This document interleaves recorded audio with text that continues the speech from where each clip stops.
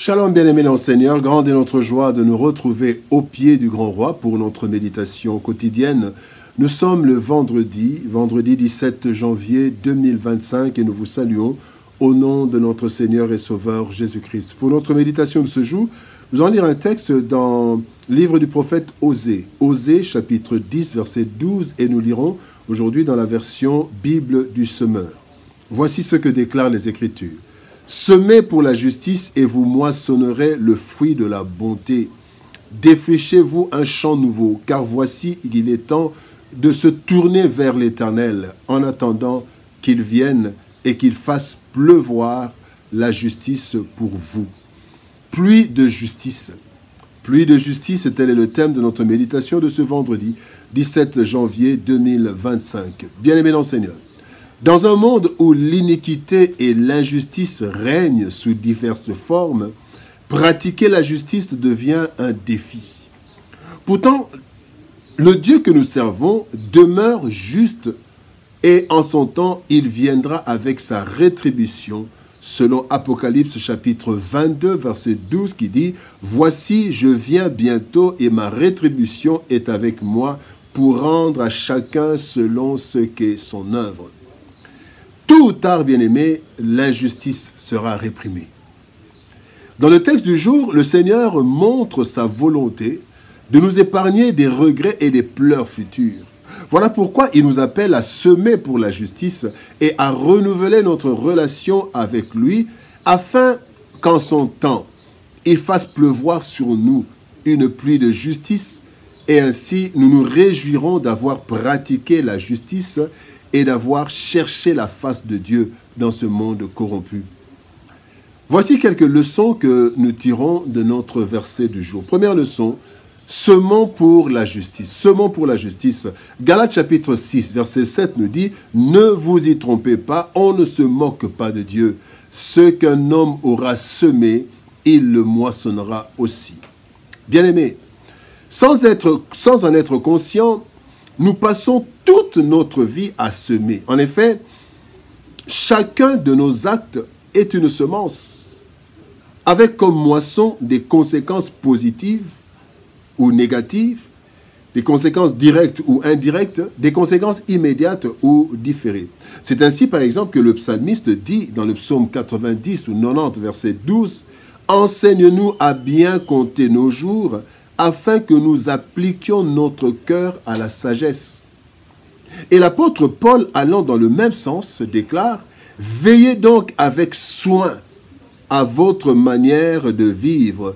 Ne vous comportez pas comme des insensés, mais comme des gens sensés. » Éphésiens chapitre 5, verset 15. Bien-aimés, veillons donc scrupuleusement sur nos faits et gestes, et même sur nos paroles, car il est écrit « Les paroles peuvent donner la vie ou la mort.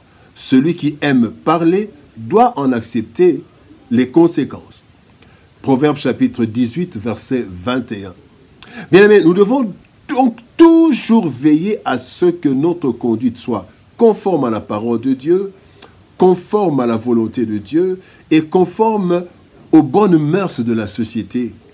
Rassurons-nous toujours que nos actes ne comportent aucune injustice envers qui que ce soit, sachant que chaque acte et parole est une semence et que nous moissonnerons tôt ou tard. Semons donc, bien-aimés, semons pour la justice. Le deuxième point, bien-aimés, cherchons l'Éternel. C'est la deuxième leçon de ce texte. Cherchons l'Éternel.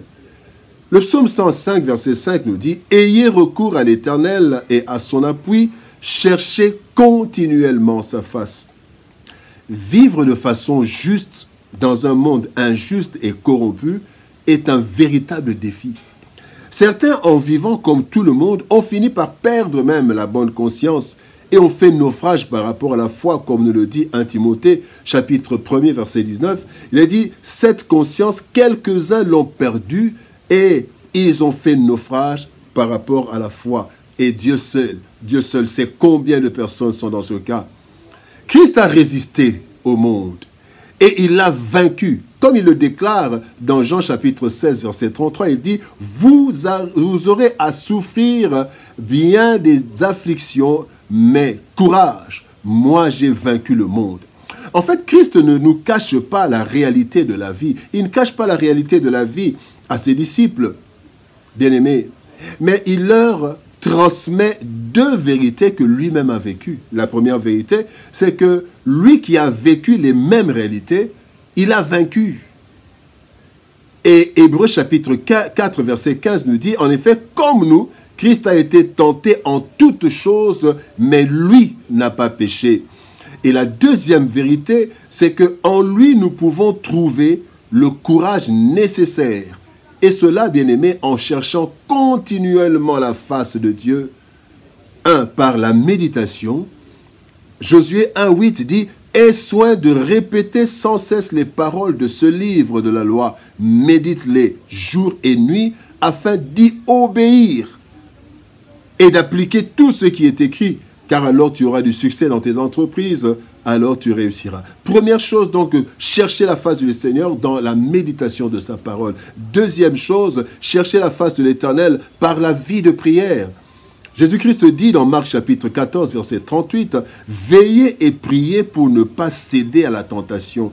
L'esprit de l'homme est plein de bonne volonté, mais la nature humaine est bien faible. » Le troisième point, bien-aimé, parlons de la justice pour nous. Malachie chapitre 4, verset 2 nous dit, « Mais pour vous qui craignez mon nom, se lèvera le soleil de la justice, et la guérison sera sous ses ailes.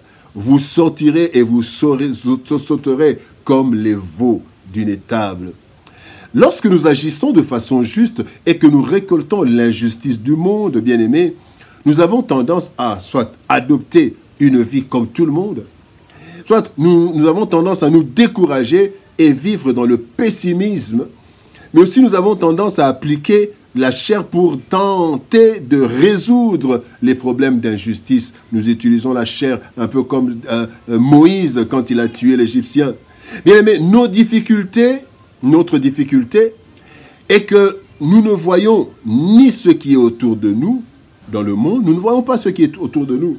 C'est le cas du serviteur du prophète. La Bible dit dans 2 Rois, chapitre 6, verset 17, « Puis il pria, « Éternel, je t'en prie, ouvre-lui les yeux pour qu'il voie. » L'Éternel ouvrit les yeux du serviteur qui vit la montagne pleine de chevaux et de chars de feu autour d'Élysée. Donc, bien aimé, le premier problème, c'est que nous ne voyons pas ce qui est autour de nous. Le deuxième problème, c'est que nous ne voyons pas ce qui va arriver.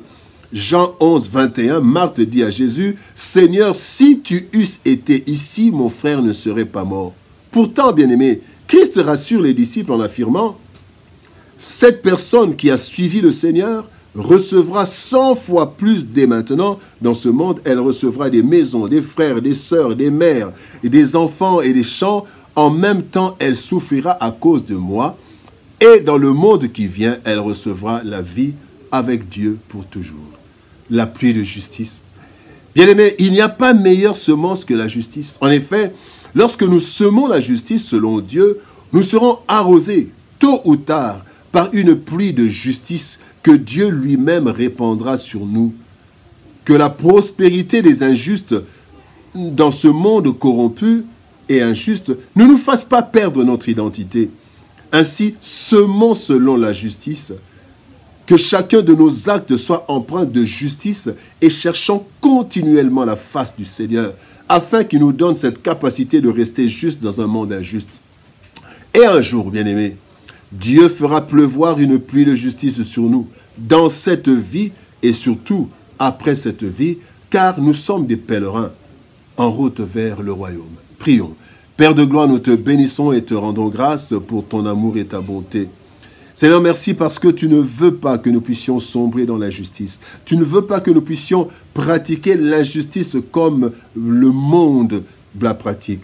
Mais tu veux, Seigneur, que nous puissions semer selon la justice, que nous puissions chercher ta face, et toi, tu répandras sur nous une pluie de justice en ton temps. Seigneur, merci. Aide-nous, Seigneur de nous, à tenir ferme, à ne pas suivre le monde et son injustice, mais avoir les yeux fixés sur Jésus-Christ, le soleil de justice, que nous semions la justice et que nous cherchions ta face. Aide-nous, Seigneur, par la puissance du Saint-Esprit. Au nom de Jésus-Christ, nous avons ainsi prié, Père. Bénis ta parole et bénis ton peuple au nom de Jésus. Amen. Bien-aimés dans le Seigneur, que Dieu nous bénisse. Shalom, au revoir et par la grâce de Dieu, nous nous retrouvons demain pour une nouvelle méditation au pied du grand roi. Shalom, au revoir et par la grâce de Dieu, à demain.